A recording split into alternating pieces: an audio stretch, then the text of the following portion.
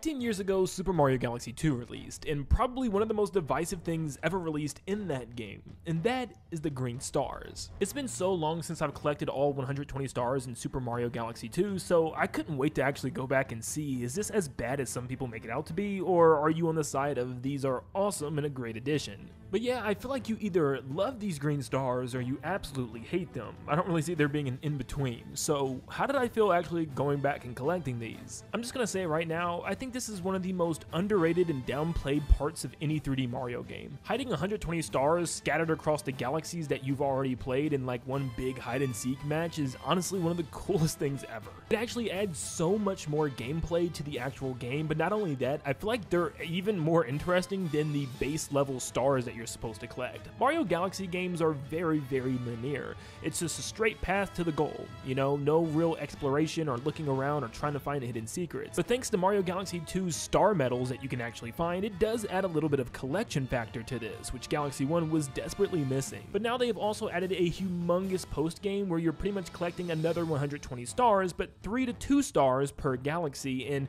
just looking for these things was a blast, honestly. But what about the difficulty? Well, coming straight off of collecting them all, that can actually give you a good idea. Some of them are extremely easy, but then there's some that, whoo, even though some are so incredibly difficult, it's actually being able to execute them that's like the most rewarding thing ever. Mario games are super easy, and besides elements of 64 and Sunshine, I think the modern 3D Mario games have been nothing but a cakewalk. From the Galaxy series, Mario 3D World, even 3D Land, and of course that even goes for Super Mario Odyssey. Out of all the 3D Mario games ever, I haven't been put to the challenge quite like Mario Galaxy 2's Green Stars. Now thankfully Nintendo gives you little visual and audio cues. You can see glowing sparkles, or you can hear the sparkling from a distance when you're getting closer, and thanks to this, it's actually like a game of Marco Polo. As you get closer, those cues will become more apparent.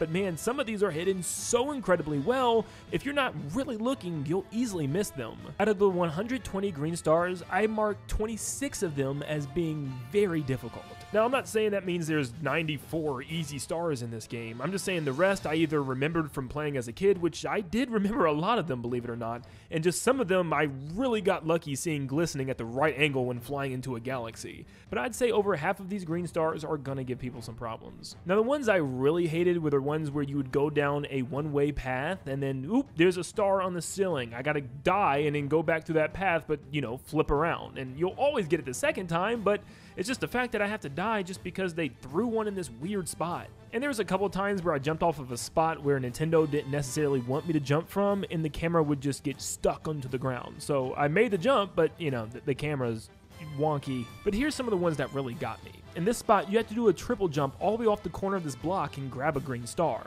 It was hard to tell the depth perception, so I had to jump all the way out and make sure I reached it. This was one of those stupid ones where they're like, hey, jump in this elevator, and oh, there's the star, you missed it, die. For Bowser Jr.'s Fearsome Fleet, the second green star, I knew exactly where it was, but somehow it still tripped me up because trying to walk across this little pointy part of the ship was throwing me off and I kept slipping. I also learned that I am way better at this game 15 years later compared to how I was as a kid, where I was 12 years old when this game came out. Yeah, I'm 27, I'm an unk. Because this green star in Flipsville used to absolutely kill me, and I was actually pleasantly surprised that it only took me 2 tries this time around, where you had to literally jump onto the corner of the outside of this fence and jump off into a black hole void while also being upside down. If you're a little off, you miss the green star and fly into your death. Some of the craziest ones had you grabbing an item like the cloud flower and carrying it into a far later part of the level without using your clouds, so that way you can carry your platforms with you because you'll need them in order to reach a star. Like, for instance, we have this one in the Starshine Beach area where you have to grab a cloud mushroom, bring your clouds all the way to this trampoline, jump on it, and use your 3 cloud platforms just to barely reach the green star, which is awesome, by the way. The chomp work ones were some of my favorites. They require you to be a platforming legend and just really good with the controls and movement here, where you pretty much have to keep flipping over these chain chomps and then do a long jump into space in order to grab the first star. And the second star requires you to do some cool cool platforming in order to climb up onto the roof of this factory. I still don't know how they want you to get this one in Bowser's Gravity Gauntlet, because even a triple jump doesn't work unless you just purposely jump in the fire in order to get a high enough bounce from the fire burn on Mario's butt, which, if that's what you're supposed to do, that's freaking insane. Space Storm's third green star is one of the craziest ones in the entire game, and the only reason I saw it was for a brief second when actually flying into the galaxy. You have to actually jump into one of the bubbles and just fly off into the distance, which would normally be a death, but there's a green star at the end one. And I will admit, that's where the game can kind of be a little unfair, is the fact that in Mario Galaxy, you don't really get full control of your camera. There's a couple galaxies that let you kind of swipe it and swing it around, but there's a lot of times where you need to look around, and you can stop in some of the galaxies and, you know, look in a first-person point of view, but even then, it's sometimes hard to see where in the world the green star could be if it's something that's really far out like this one. Slip Sand Galaxy probably has the worst two for me because they're just incredibly dumb. As soon as you land on this giant slide, they expect you to hurry up and shift over and grab that green star, and sometimes, oh my gosh, just the way Mario moves on the slide, it's so difficult. Not only is it really hard to line Mario up that incredibly fast, but also it's just annoying that it's one of those things where they're like, hey, green star right here, oh, you missed it, you're gonna have to die in order to go back and get it. But what makes this stupid star even worse is that once you get it, you feel good, you know? Let's just get down to the bottom of the slide and let's look for the third one. You've got to be kidding me. Some of the placements are actually very funny as well. Take Fleet Glide Galaxy and the first green star, it's like right in front of you and you just have to immediately droop down in order to grab it. But trying to find its final star was probably the hardest one to find out of all of them in this game for me. I mean, you literally had to sit there, slowly drift, and wait for this giant pillar to move out the way to even see it. For the third one in Shiverburn, you have to actually grab a Cloud Flower, and it's another one of those examples where you have to carry it all the way to a separate part of this galaxy without losing it, and of course without taking any damage. Or in Bowser Jr.'s Boom Bunker, you just have to have a little bit of ADHD like me and just decide to look everywhere, because if you don't, you'll miss this one in the second canon where you're supposed to just literally look far off to the left and barely see the little green star twinkling up there. Not to mention, once you find it, you have to have steady hands. Stupid gyro. Melty Monster has one of the craziest ones where you have to grab a pull star and just yeet yourself all the way to the top of the screen in order to grab the star.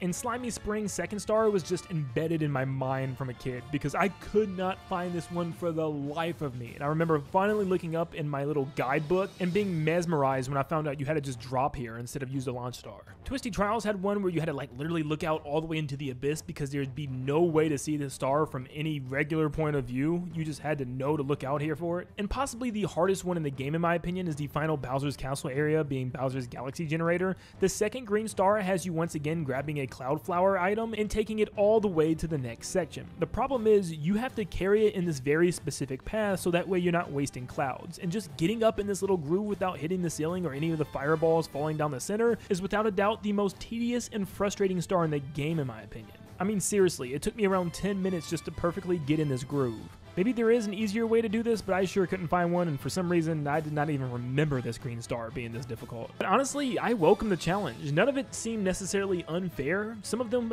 definitely more difficult, but I mean, the only ones that were kind of unfair is the fact that you can't see some that are so far off, and the camera doesn't allow you to see them unless you stop and do like a first-person zoom in, which is kind of weird that Nintendo makes you have to do that for some of these. Let me know, did I convince you to like these a lot more? Did you enjoy them during your playthrough or replaythrough of this game? Because I still think they're honestly one of the best parts of the Galaxy franchise. In fact, I kind of wish they went back and added them into the first game. So maybe that's a future video, adding green stars to some of the past galaxies in Mario Galaxy 1.